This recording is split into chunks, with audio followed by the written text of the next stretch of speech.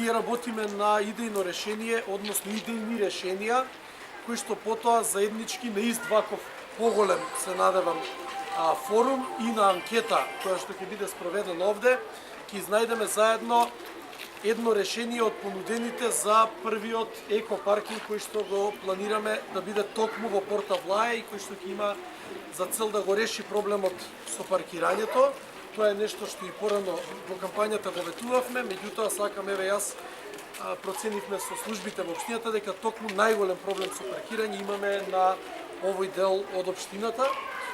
Она што денеска поставивме, а утре и свечено ќе го промовираме во медиумите, се и новите паркинзи за велосипеди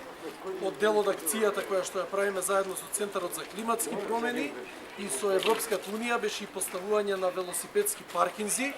15 од нив се и токму тука на плоштадот Делфина, бидејќи тоа ние комплементарно со она што го правиме и ние како општина, меѓутоа и тоа што го правиме заедно со градот Скопје, односно даваме субвенции за велосипеди ние како општина, дава субвенции за велосипеди и градот Скопје.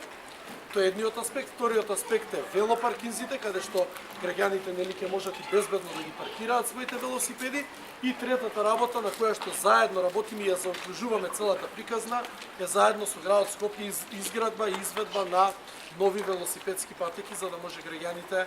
нели полесно да го користат овој вид на превоз и со тоа да не ја загадуваат околината. Она што сакам да ви го најавам е дека сега ни е објавен тендерот и многу брзо ќе влеземе во реализација на парк за миленици, кој што ќе го направиме тука покрај реката Вардар, веднаш до детските игралишта, ограден, опремен со се што треба за да може и љубителите на миленици да си ги шетаат таму милениците, меѓутоа и оние кои не се љубители на миленици да може да имаат мирна глава овде во делот кој што не е предвиден за шетање или трчање на милениците. Правиме и во моментов физибилити студија за потреби од отварање на градинка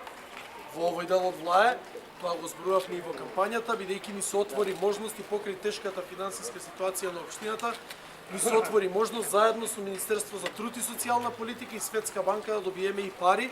доколку има, јас верувам ќе има потреба, меѓутоа видиме во колкав